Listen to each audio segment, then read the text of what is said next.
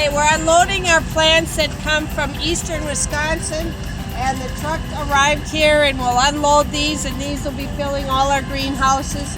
Everything from impatiens, pansies, petunias, begonias, and they've been growing them in their greenhouses, and we get a head start at getting them in our 4-packs and 2-packs and 1-packs.